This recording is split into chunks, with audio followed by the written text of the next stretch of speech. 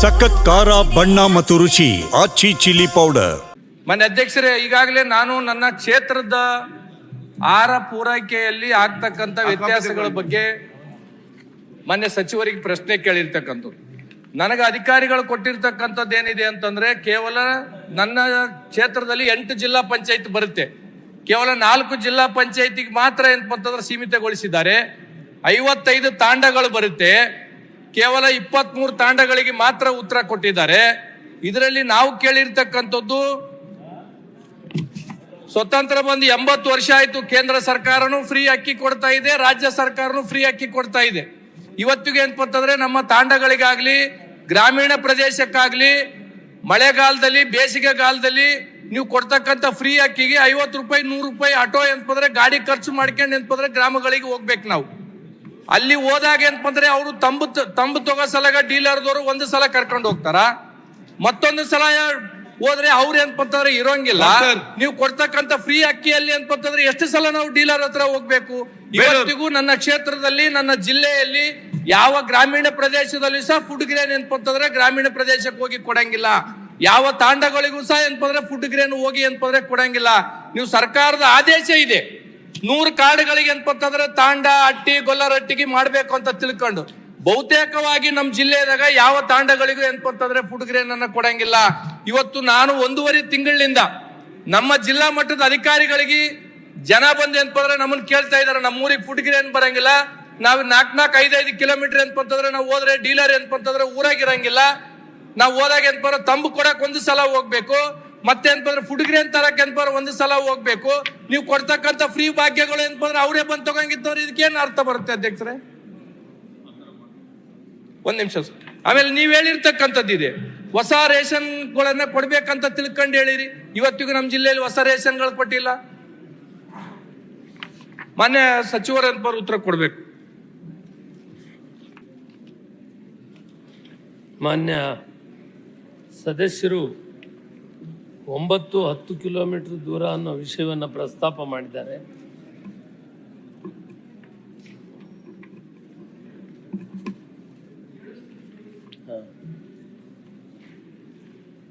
ಸರ್ವೇ ಸಾಮಾನ್ಯವಾಗಿ 3 ಕಿಲೋಮೀಟರ್ಗಿಂತ ಹೆಚ್ಚಿದ್ರೆ, ತಾವು ಕೂಡ ಫುಡ್ ಮಿನಿಸ್ಟರ್ ಇದ್ರಿ, ಅಲ್ಲಿ ಉಪಕೇಂದ್ರವನ್ನು ತೆಗೆದು ವಾರದಲ್ಲಿ 1 ದಿನ 2 ದಿನ ಆದರೂ ಅಲ್ಲೇ ಅವ್ರಿಗೆ ಅನುಕೂಲ ಮಾಡಿಕೊಡ್ಬೇಕಂತ ಆದೇಶ ಇದೆ.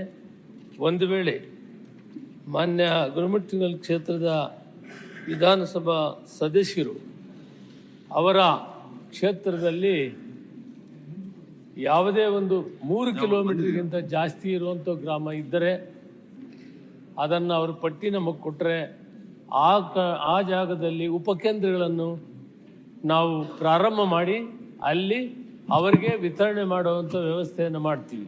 ಎರಡನೇದು, ತಾಂಡಗಳಿದ್ದರೆ ಆ ತಾಂಡಗಳಲ್ಲಿ 100 ಕಾರ್ಡ್ ಇದ್ದರೂ ಕೂಡ ಅಲ್ಲಿ ಅಂಗಡಿಯನ್ನು ಕೊಟ್ಟು ಅಲ್ಲಿ ನೇರವಾಗಿ ವಿತರಣೆ ಮಾಡುವಂಥ ಕಾರ್ಯಕ್ರಮವನ್ನು ಮಾಡ್ತೀವಿ. ಮತ್ತೊಂದು, ಇತ್ತೀಚೆಗೆ ಸರ್ಕಾರ ಒಂದು ತೀರ್ಮಾನ ತೆಗೆದುಕೊಳ್ತು, ಬಡ್ಜೆಟ್ನಲ್ಲಿ SC ST ವರೆಗೆ ಕಡಿಮೆ ಇದೆ ಕಾರ್ಡುಗಳು, 20,000 ಈಗ ಅಲ್ಲಿ 20,460 ಅಂಗಡಿಗಳಿದೆ. ಅದರಲ್ಲಿ ಬಹಳ ಕಡಿಮೆ 1,473 ಅಂಗಡಿ ಮಾತ್ರ SC STಗಿದೆ. ಅದನ್ನು ಹೆಚ್ಚು ಮಾಡಬೇಕು ಅಂತ ಬಂದಾಗ ಮಾನ್ಯ ಮುಖ್ಯಮಂತ್ರಿಗಳು ನಾವು ತೀರ್ಮಾನ ಮಾಡಿ ಈ ಕರ್ನಾಟಕ ಅಗತ್ಯ ವಸ್ತುಗಳ ಸಾರ್ವಜನಿಕ ವಿತರಣಾ ಪದ್ಧತಿಯ ನಿಯಂತ್ರಣ ಆದೇಶ 2017 ಕಲಂ 6ರಲ್ಲಿ ಹೊಸ ನ್ಯಾಯಬೆಲೆ ಅಂಗಡಿಗಳನ್ನು ಮಂಜೂರು ಮಾಡಲು ಅವಕಾಶವನ್ನು ಕಲ್ಪಿಸಲಾಗಿದೆ. ಅದರ ಪ್ರಕಾರ 4-14-11 ತಿದ್ದುಪಡಿ ಮಾಡಿ ಹೊರಡಿಸಲಾದಂಥ ಅತ್ಯಗತ್ಯವಾದಂಥ ಹೊಸ ನ್ಯಾಯಬೆಲೆ ಅಂಗಡಿಗಳ ಮಂಜೂರಾತಿಗೆ ಕ್ರಮ ವಹಿಸಲಾಗಿದೆ. ಪರಿಶಿಷ್ಟ ಜಾತಿ ಮತ್ತು ಪರಿಶಿಷ್ಟ ಪಂಗಡಗಳ ಸಮುದಾಯಗಳ ಜನಸಂಖ್ಯೆಯು ಎಲ್ಲಿ 40%ಗಿಂತ ಹೆಚ್ಚಾಗಿರ್ತದೆ ಆ ಪ್ರದೇಶದಲ್ಲಿ SC ST ಅಂಗಡಿಗಳನ್ನು ನಾವು ತೆಗೆಯುವಂಥದ್ದಕ್ಕೆ ಕಾನೂನನ್ನು ತಿದ್ದುಪಡಿ ಮಾಡಿದ್ದೀವಿ. ಇದರ ಜವಾಬ್ದಾರಿಯನ್ನು ನಾವು ಜಿಲ್ಲಾಧಿಕಾರಿಗಳಿಗೆ ಕೊಟ್ಟಿದ್ದೇವೆ. ಜಿಲ್ಲಾಧಿಕಾರಿಗಳು ಆ ಭಾಗದ ಆ ಜಿಲ್ಲೆಯ ಜನಸಂಖ್ಯೆಯನ್ನು ಅನುಸರಿಸಿ ಅವರ ಒಂದು ನೇತೃತ್ವದ ಕಮಿಟಿ ಇದೆ. ಆ ಕಮಿಟಿಯಲ್ಲಿ ಜಿಲ್ಲಾಧಿಕಾರಿಗಳ ಅಧ್ಯಕ್ಷರಿರ್ತಾರೆ, ಮುಖ್ಯ ಕಾರ್ಯನಿರ್ವಹಣಾಧಿಕಾರಿಗಳು, ಜಿಲ್ಲಾ ಪಂಚಾಯತಿ ಅವರು ಸದಸ್ಯರಿರ್ತಾರೆ, ಆಯುಕ್ತರು, ಮಹಾನಗರ ಪಾಲಿಕೆ ಸದಸ್ಯರಿರ್ತಾರೆ, ಜಿಲ್ಲಾ ಸಮಾಜ ಕಲ್ಯಾಣಾಧಿಕಾರಿಗಳು ಸದಸ್ಯರಿರ್ತಾರೆ, ಜಿಲ್ಲಾ ಪರಿಶಿಷ್ಟ ಪಂಗಡಗಳ ಕಲ್ಯಾಣಾಧಿಕಾರಿ ಸದಸ್ಯರಿರ್ತಾರೆ, ಯೋಜನಾಧಿಕಾರಿ, ಜಿಲ್ಲಾ ನಗರಾಭಿವೃದ್ಧಿ ಕೋಶ ಸದಸ್ಯರಿರ್ತಾರೆ, ಜಂಟಿ ಉಪನಿರ್ದೇಶಕರು ಅಥವಾ ಉಪನಿರ್ದೇಶಕರು, ಆಹಾರ ಇಲಾಖೆಯವರು ಸದಸ್ಯ ಕಾರ್ಯದರ್ಶಿ ಇರ್ತಾರೆ. ಇದರಲ್ಲಿ ಜಿಲ್ಲಾಧಿಕಾರಿಗಳ ಪೂರ್ತಿ ಜವಾಬ್ದಾರಿಯನ್ನು ಕೊಟ್ಟಿದೆ. ಸುಮಾರು 3517 ಹೊಸ ಅಂಗಡಿಗಳನ್ನು SC STಗೆ ಕೊಡುವಂಥದ್ದು ಒಂದು ತೀರ್ಮಾನ ತೆಗೆದುಕೊಂಡಿದ್ದೇವೆ.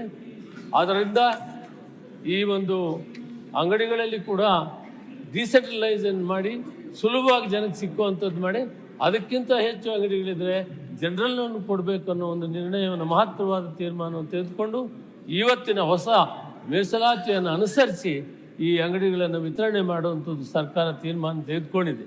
ಇನ್ನು ಅವರು ವಯಸ್ಸಾದವರಿಗೆ ಯಾವ ರೀತಿ ಮಾಡ್ತೀರಿ ಅಂತ ಕೇಳಿದ್ದಾರೆ. ಸುವಿಧಾ ಅನ್ನೋ ಕಾರ್ಯಕ್ರಮದಲ್ಲಿ 75 ವರ್ಷಕ್ಕೆ ಮೇಲ್ಪಟ್ಟಂಥ ಕುಟುಂಬಗಳಿಗೆ ನೇರವಾಗಿ ನಾವೇ ಸಪ್ಲೈ ಮಾಡುವಂಥ ಕಾರ್ಯಕ್ರಮವನ್ನು ಕೂಡ ಹಾಕ್ಕೊಂಡಿದ್ದೀವಿ. ಮಾನ್ಯ ಅಧ್ಯಕ್ಷರೇ,